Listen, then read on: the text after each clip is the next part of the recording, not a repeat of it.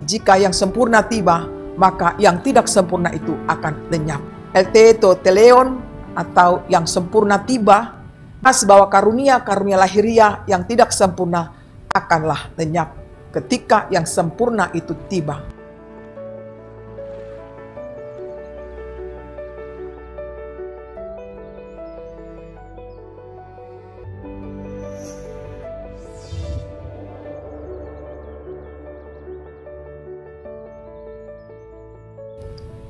Shalom, amang inang, saudara-saudariku yang dikasihi Tuhan Yesus Kristus. Saya menyapa kita semuanya, apa kabarnya pada hari ini? Saya berharap kita semua dalam keadaan sehat tentunya dan bersuka cita untuk melakukan aktivitas kita sepanjang hari ini. Baiklah, sebelum kita melakukannya, kita mau dengar-dengaran akan firman Tuhan. Marilah kita mempersiapkan hati dan pikiran kita. Mari kita berdoa. Kasih karunia dan damai sejahtera dari Tuhan Allah Bapa kita dan dari anaknya Tuhan Yesus Kristus menyertai saudara semuanya. Amin. Amang inang saudara-saudariku, nats renungan kita pada hari ini Senin tanggal 29 Agustus 2022 dari kitab 1 Korintus 13 ayat 9 sampai 10. Demikian bunyinya.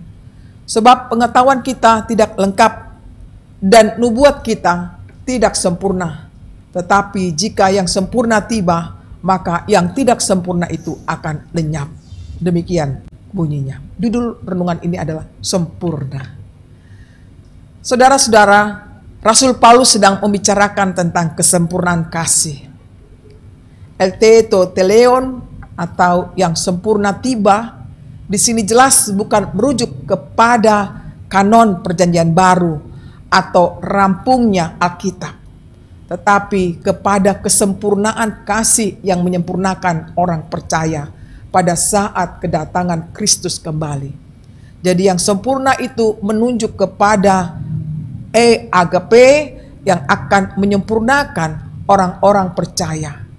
Dengan demikian jelas bahwa karunia-karunia lahiriah yang tidak sempurna akanlah lenyap ketika yang sempurna itu tiba. Saudara-saudariku, kasih itu sempurna. Kasih itulah menjadi landasan hidup orang percaya atau kunci kehidupan orang percaya.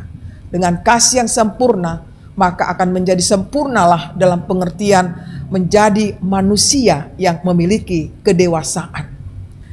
Pesan Paulus ini kepada jemaat di Korintus yang mana mereka sedang menghadapi berbagai masalah timbul dalam gereja yang masih muda, yang rentan, yakni masalah doktrinal, kurangnya moralitas, hubungan seksual, penyembahan berhala, dan lain-lain sebagainya.